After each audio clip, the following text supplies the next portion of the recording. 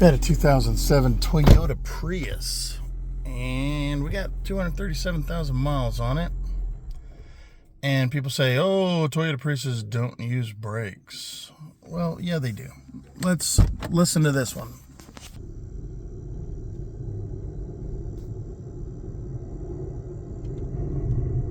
Yeah, it sounds like it's the front left brake. So we'll have to replace the rotor and the brake pads, all that good stuff. Now on any car, one of the first things that should tell you that your brake pads are getting low is the fact that your brake fluid is below the maximum. Now that could also be a brake line leak, but normally that'll just empty the reservoir. This is a good indication that your brake pads are probably getting low. So I set the emergency brake.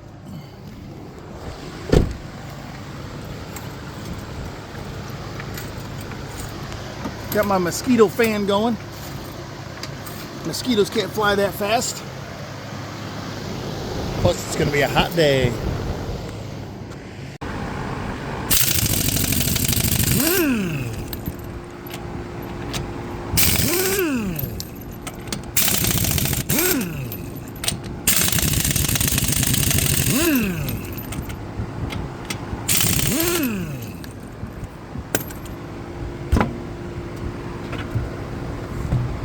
So the front rotor part of the rotor looks good, but the back is grooved, which is going to mean that the pad is worn out.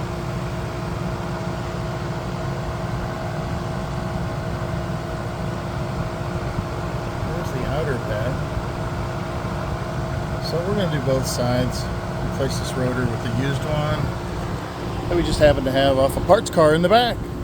Because if you own a Prius, you have to have a parts car, or 2 or 3 or 4.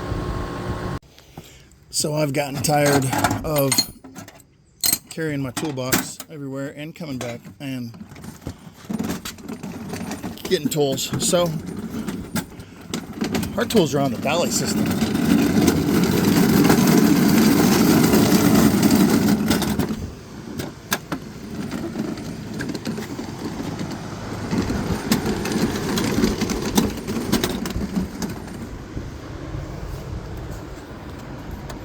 This thing weighs over 100 pounds, I'm sure. So here's your sockets. It's going to be a 13 or 14. 14. Feel embarrassed that I didn't hit that the first time. There's the caliper bolt. We're going to have to take the caliper off. Then we're going to have to take the bracket, that bolt off, because this has got to come out, and then we got to remove the rotor.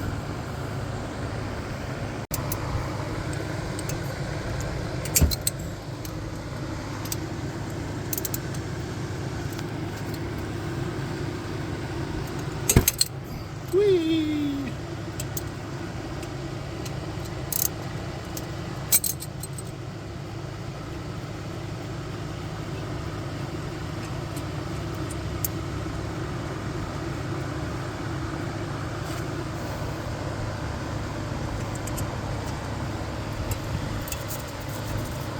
Oh yeah, the moment of truth.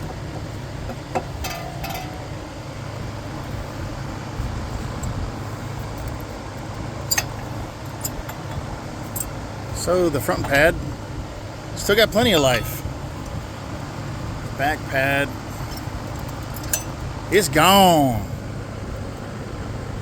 Yeah, there's a problem. So my daughter says, Dad, I think I have a rubbing noise in my car. I wouldn't qualify this as a rubbing noise. I'd qualify this as a grinding noise. Whenever it sounds like you're running a grinding wheel on bare metal, you might have a problem.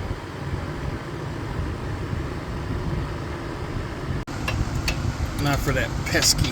Oops, going the wrong direction. There we go.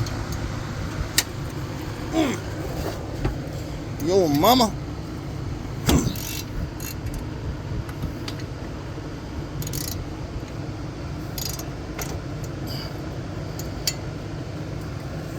Oh, that's not going to end well.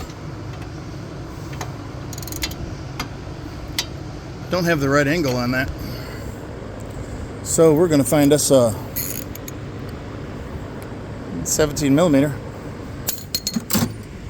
Always in the bottom drawer, 17 millimeter. There's an 18. There's a 17. We're going to get a different angle on it.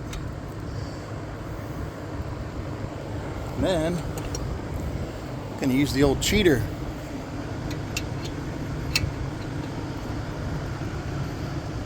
Oh yeah!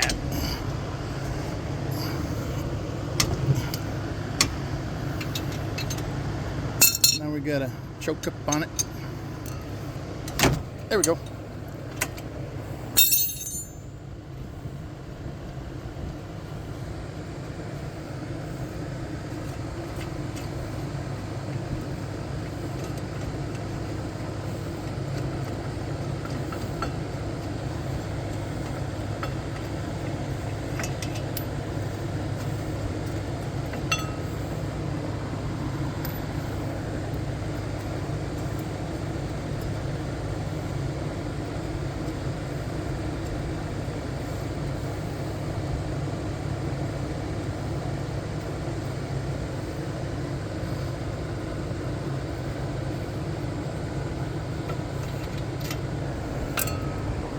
Yay.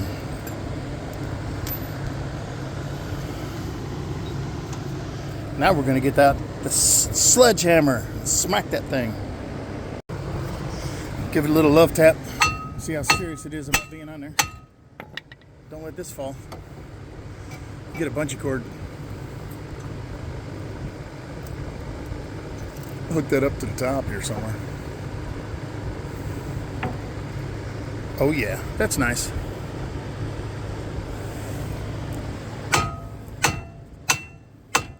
Now, these pesky ones like this, these are threaded, so I'm going to put 2 bolts in there and this whole thing will just pull off.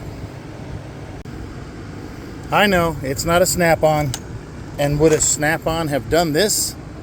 No, but how much would a snap-on cost you? It's Pittsburgh. Harbor Freight Tools, baby.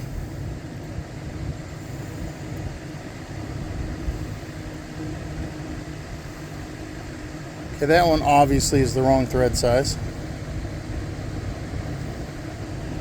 Oh, or is it? No, it's the wrong thread size. I really don't know what happened to that one. It's still under warranty.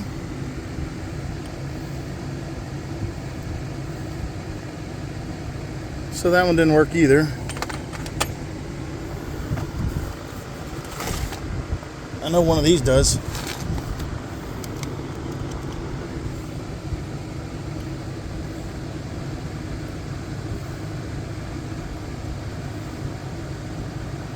There we go.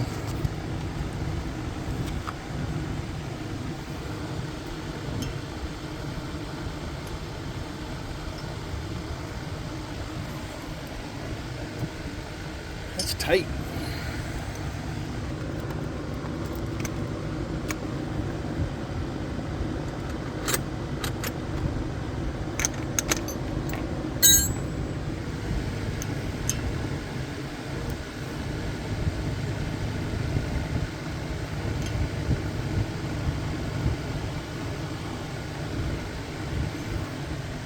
I think they're the same.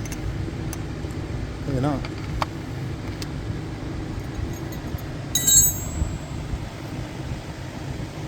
Maybe a 13. There's a 13. Hiding under my metric crescent wrench.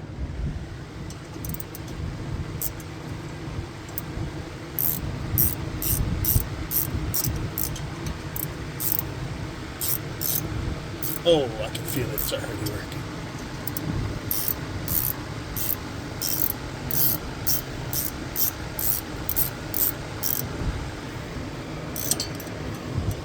You're looking for that shoulder right there to change.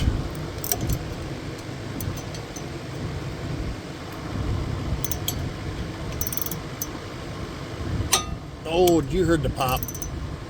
You heard the pop. How much sledgehammer would that have taken? Oh, you heard it. Okay, let's work on this one now.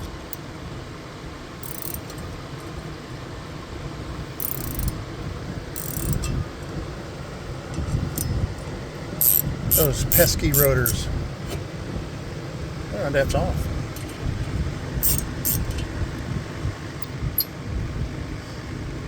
Don't forget to put your tools back.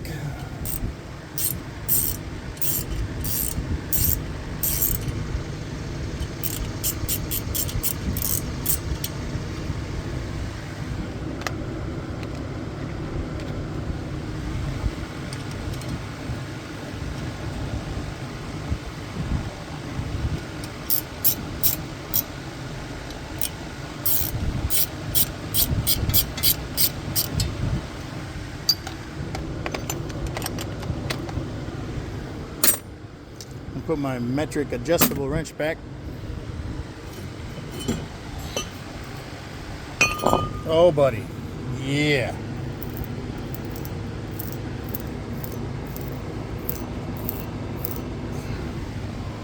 Let's go get the other one. And these old rotors, they make great bricks.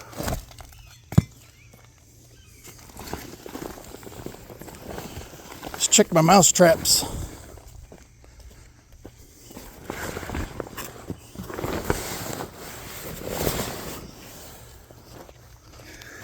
There's a good rotor right there.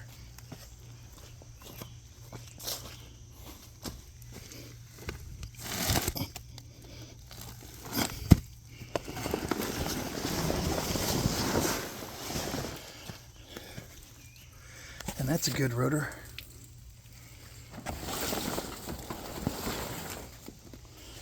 I must have put those back on there. I didn't even put the calipers on them. Yeah, you notice there's no caliper to stop that brake.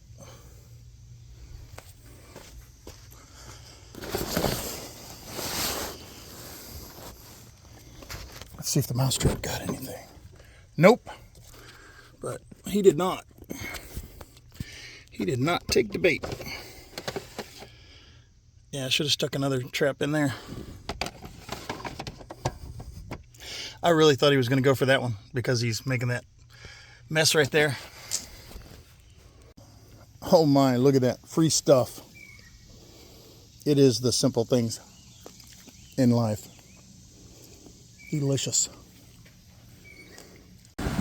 Alright, so I don't have my air compressor out here, but hey, you gotta be comfortable.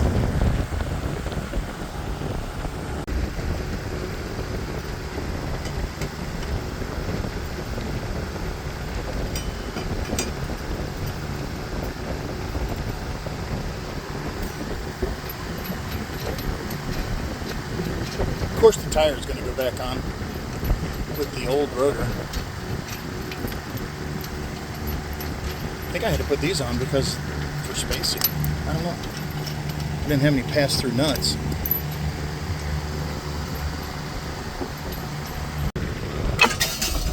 That's gone. Yeah, look, we already stole the brake calipers off of this one. Check that out. Oh, yes, and it just came right off.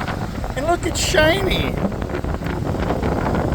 And look, it still has the inner ridge, which means Priuses never do use the brakes.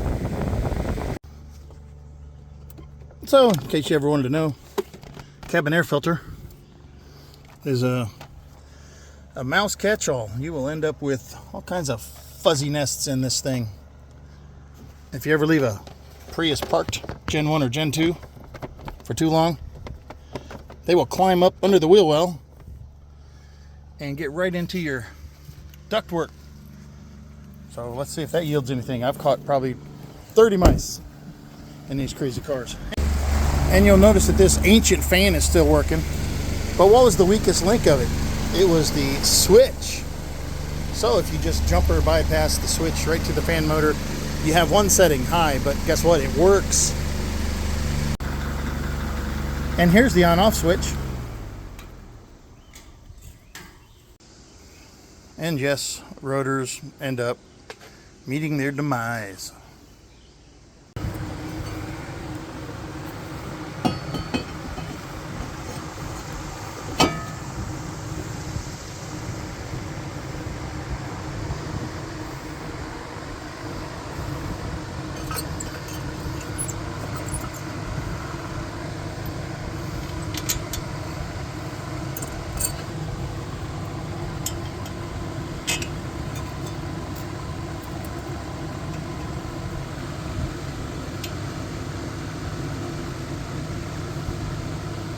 So I know that top one's cross-threaded. There it went.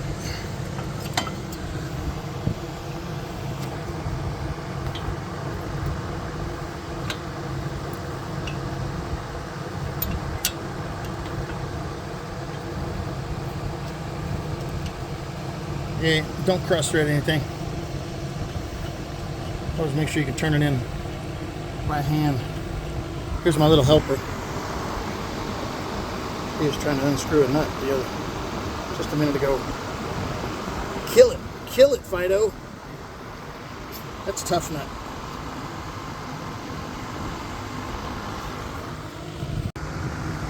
Now he's attacking. So we have to push back this caliper. You don't break anything back here when you're hooking that up. So we pressed the piston all the way back in. This will give room for the new brake pad, because the new brake pad is that thick. Now, there was one time when I was driving on my honeymoon in a 79 Toyota Celica and hit the brakes at a stoplight, and I had no brakes, and I heard this clump. Well, somebody had turned the rotor, and the rotor was down much thinner, and my brake pad wasn't even worn out, but it slipped between the caliper, between the bracket, and between the thickness of the rotor, and ended up on the ground, and I had no brakes. We are going to use caliper lube.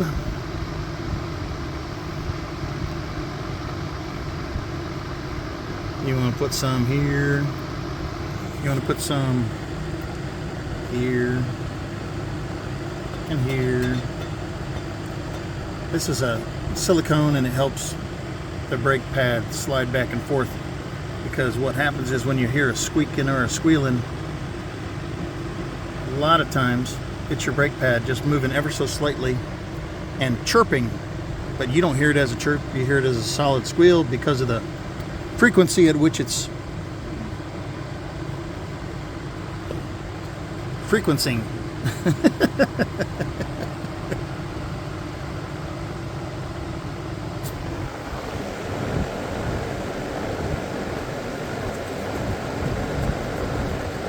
Oh, is that a hairball? Is that a hairball? What is it? Get it. Kill it. Attack. This one has a squeaker on it, and ideally you want this to be on the downside. I'm going to put it on the inside pad.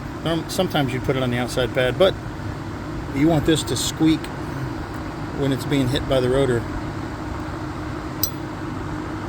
And so it's going to give you a tone about like this when it squeaks, chirps, whatever you want to call it, because the inside pad wore out. I'm going to put it on the inside. And you'll also notice that I put grease, the brake grease, on the ears.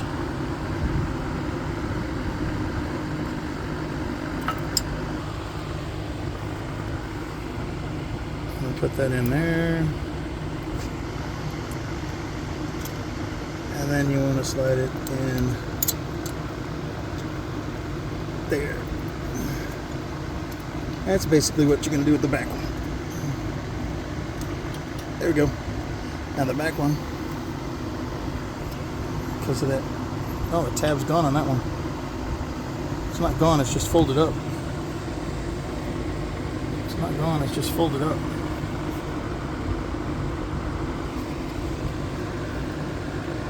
So that tab shouldn't be an issue.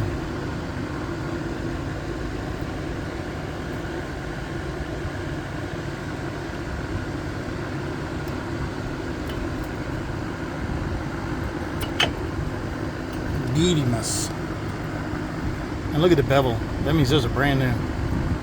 That groove tells you that they're not worn.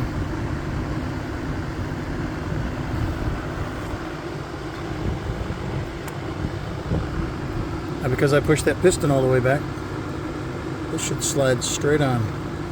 The other thing you want to check on this is make sure these guys slide freely and that this boot's not damaged.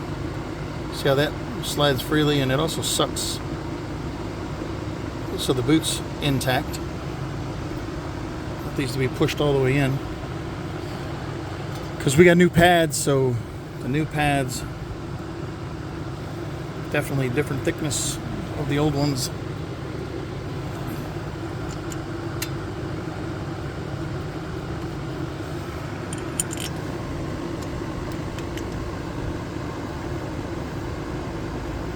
Here comes the cat wanting to learn mechanics. What tool is this, Dad? What tool is this?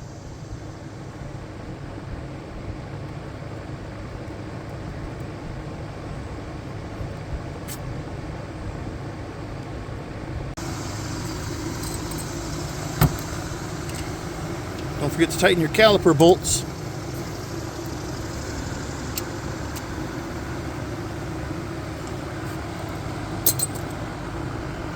Time to put the wheel back on.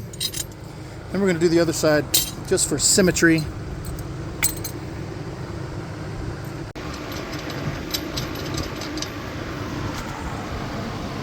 Is this a wrench?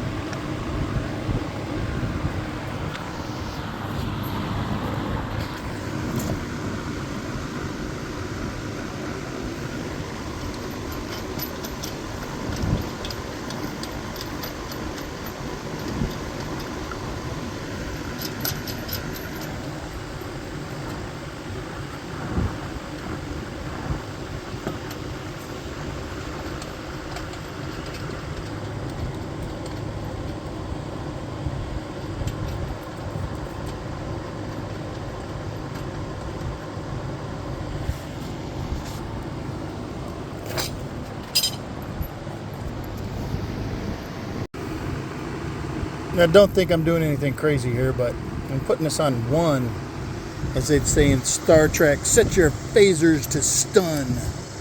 We don't want to kill anybody. So I got this on 1, and I got it in reverse. So I better go forward. So that never hurt anybody. I did thread these all the way pretty much by hand. Yeah. And I happen to know with this gun, if I put this on a 4,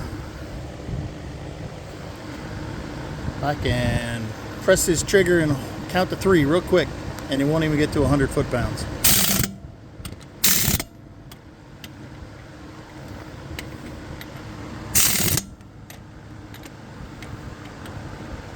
Get in there.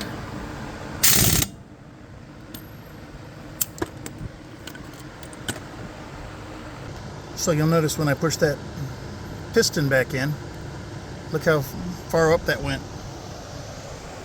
That's called brake fluid displacement. Now, because I just did these brakes, first time I hit this, it's going to probably give me all kinds of messages and hate mail.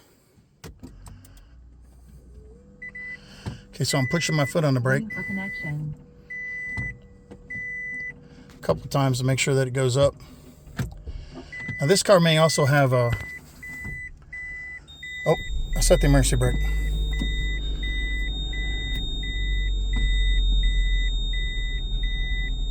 Okay, so here's some... That could be the rust on the thingy. But her car... There we go.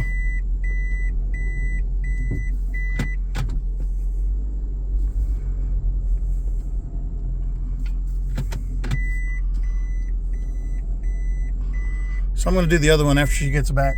She has to drive it, so. Okay. So, look, the rust is already rubbing off of my brake rotor. We'll see when she gets back. Autobots unite!